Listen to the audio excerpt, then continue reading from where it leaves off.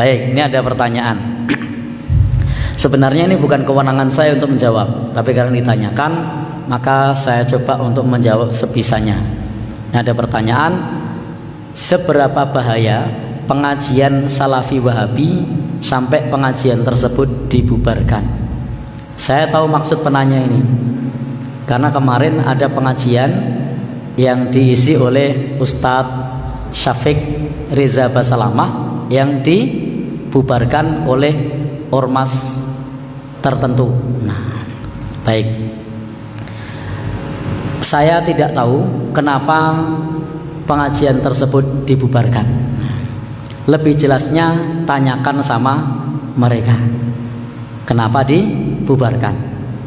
Saya mencoba beberapa saat yang lalu membaca, salah satunya karena pengajiannya dianggap provokasi, dianggap pembuat onar, dan dianggap itu adalah kumpulan orang-orang Hizbut Tahrir. Itu menurut mereka.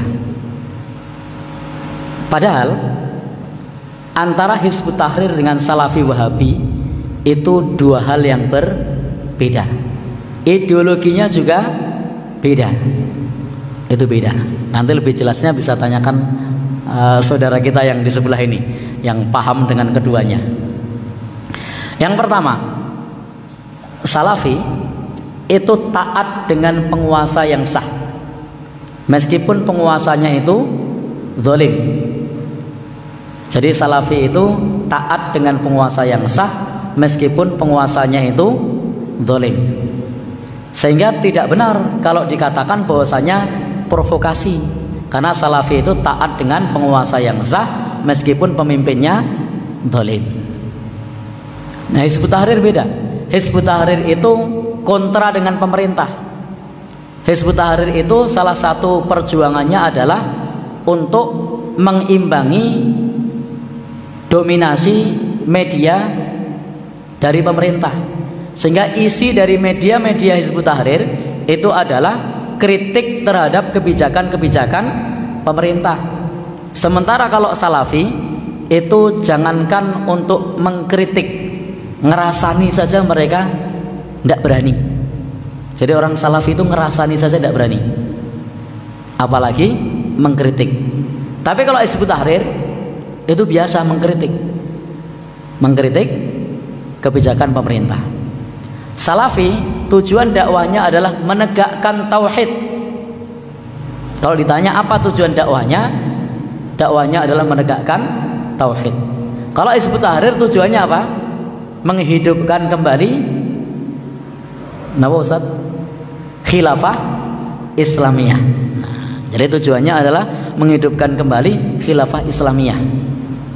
Jadi beda. Maka tuduhan itu tidak benar karena beda.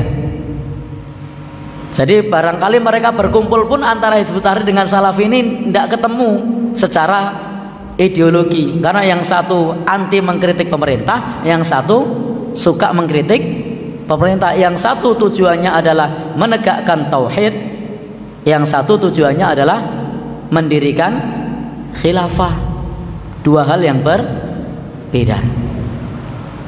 Jadi tidak benar kalau yang dimaksud seperti itu. Kemudian terkait dengan Salafi ini juga berbeda dengan Muhammadiyah. Kalau di Muhammadiyah ketika Ramadan itu menggunakan kriteria wujudul hilal, hisab. Sementara kalau Salafi tidak pakai hisab, wujudul hilal, tidak pula pakai imkanur ru'yat sebagaimana pemerintah, tapi siapapun pemerintahnya, apapun kebijakan pemerintah itu, tentang kapan puasa akan ditaati. Itu Salafi. Sehingga ketika Salafi dituduh sebagai organisasi yang anarki, yang provokasi, yang melawan kepada penguasa, maka itu tidak benar. Tetapi kalau kemudian disebut sebagai organisasi, salaf disebut organisasi, itu juga tidak benar. Karena salaf itu tidak ada pimpinan pusatnya, tidak ada pimpinan daerahnya, tidak ada pimpinan wilayahnya, tidak ada pimpinan cabangnya, tidak ada pimpinan rantingnya, dan tidak punya anggota pasukan keamanan. Kalau Muhammadiyah kan punya kokam, ormas sebelah juga punya. Kalau Salafi enggak, karena memang bukan organisasi. Salafi itu bukan organisasi. Kalau Hizbut Tahrir, betul, Hizbut Tahrir itu organisasi dan sudah dibubarkan organisasinya. Kenapa harus diungkit-ungkit lagi? Sudah dibubarkan organisasinya Hizbut Tahrir itu. Tapi kalau Salafi itu bukan organisasi. Maka ketika banyak para thalibul ilmi yang pulang dari Universitas Islam Madinah, yang pulang dari Timur Tengah, yang mereka kemudian berdakwah di negeri kita, yang mengusung satu tema dakwah untuk kembali kepada Al-Quran dan As-Sunnah, untuk tasfiyah, memurnikan ajaran Islam, maka itu adalah gerakan mereka. Itu adalah kesadaran siapapun yang mereka ingin kembali kepada Al-Quran dan As-Sunnah. Jadi tidak punya organisasi, tidak punya organisasi. Dan bisa jadi Salafi yang ada di Jogja dengan yang ada di Jawa Timur, dengan yang ada di Jawa Barat, alumni dari Yaman, alumni dari Saudi, itu punya fikih yang berbeda. Jadi punya fikih yang berbeda. Ada yang kepada fikih Syafi'i, ada yang ke fikih Hambali, ada pula ke fikih-fikih yang lainnya. Jadi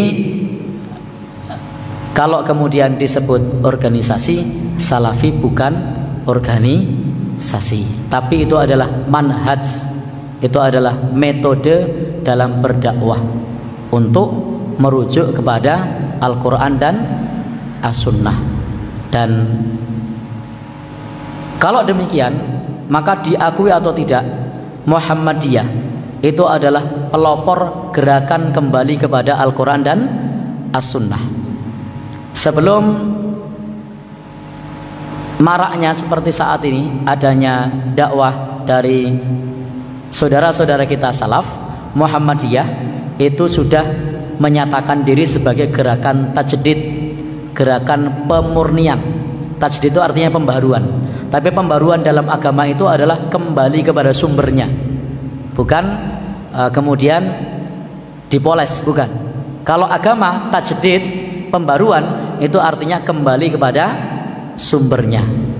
Sehingga dalam hal ini di Muhammadiyah sesungguhnya manhajnya sama, mengajak kembali kepada Al-Quran dan As-Sunnah, mengajak kembali kepada bimbingan para salafus soleh, salaful ummah, mengajak kembali kepada bimbingan Rasulullah Sallallahu Alaihi Wasallam. Wallahu alam bishawab. Jadi kesimpulannya belum terjawab ya, apa sebabnya, apa bahayanya, silahkan tanyakan ke mereka. Karena kalau disebut sebagai anarki, provokatif, provokasi, kemudian melawan pemerintah dan seterusnya, maka itu tidak benar, karena ideologinya tidak sama dengan ideologi Hizbut Tahrir. Wallahu alam bishawab.